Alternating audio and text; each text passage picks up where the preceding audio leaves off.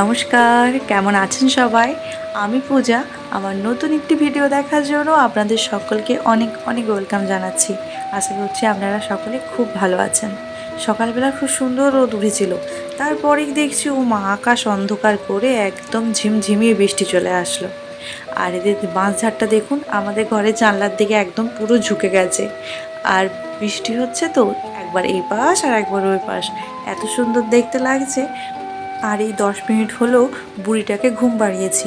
আজকে উঠেছে অনেক ভোর, সেই 4:45 বাজেনি তখন উঠেছে। তো তাকে এইমাত্র নয়, সরি, 10 মিনিট আগে তাকে ঘুম পাড়িয়েছি।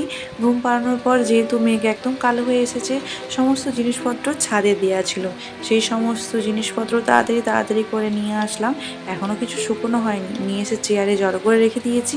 তো এবারে করবো একটুখানি মুড়ি খাবার জোগাড়। আজকে ভাবছি মুড়ি খাওয়ার জন্য একটুখানি আলু ভাজা করব। আলু ভাজা আর মুড়ি খাওয়া হবে। আর ওর জন্য টিফিনে কি বানাই সেটা এখনও পর্যন্ত ভাবিনি, দেখি কি বানানো যায়। তো আলু কাটতে বসেছি, আলু কাটা আমার কমপ্লিটও হয়নি, আর উনি উঠে পড়েছেন। তো আর কি, তার মধ্যেও আলুটা ফটাফট ফটাফট কেটেছি, কাটার পর ওকে উঠিয়ে নিয়ে এসেছি। তো উঠিয়ে নিয়ে এসে ওকে আমি বাইরেই আমার কাছে বড় করে একটুখানি বিছানা করে দিয়েছি, দিয়ে ওখানে ওকে ছেড়ে দিয়েছি বালিশ দিয়ে। এই সবেমাত্র বসতে শিখেছে তো, ওই মানে অনেকক্ষণই বসে থাকে, অনেকক্ষণ নয়, সরি, সবসময় ভালোভাবে বসে থাকে। কিন্তু ওই যে একদম নতুন নতুন বসতে শিখেছে, ওই জন্য আর ওকে আর ভরসা হয় না আমার। আর এখন আবার নতুন জিনিস শিখেছে কি, বালিশ টপকে গিয়ে মুখ ঠুকে ফেলবে, মাথা ঠুকে ফেলবে। মোটামুটি রোজ না রোজ একটা ওর ঠোকাঠুকি আছে, আর কান্না, ওকে ভোলানো, এই সমস্ত করে করে আমার দিন যাচ্ছে। তো এর মধ্যে আমি একটা আনবক্সিংয়ের ভিডিও আমি দিয়েছি আমার চ্যানেলে, দেখে নেবেন আপনারা, সেটারই ভিডিও করেছিলাম।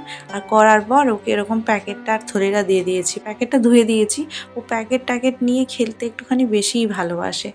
তো তারপরে আলু ভাজলাম, ওর জন্য একটুখানি বানিয়েছিলাম শর্টকাট পাও ভাজি, সেই ভিডিওটা আপনাদের সঙ্গে শেয়ার করেছি, প্লিজ দেখবেন গিয়ে।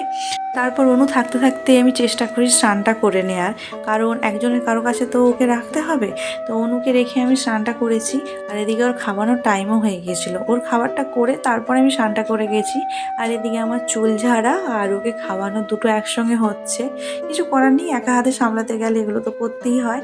তারপরে বিকেলবেলা পেয়ারে কেটেছিলাম সকলে মিলে খাওয়ার জন্য।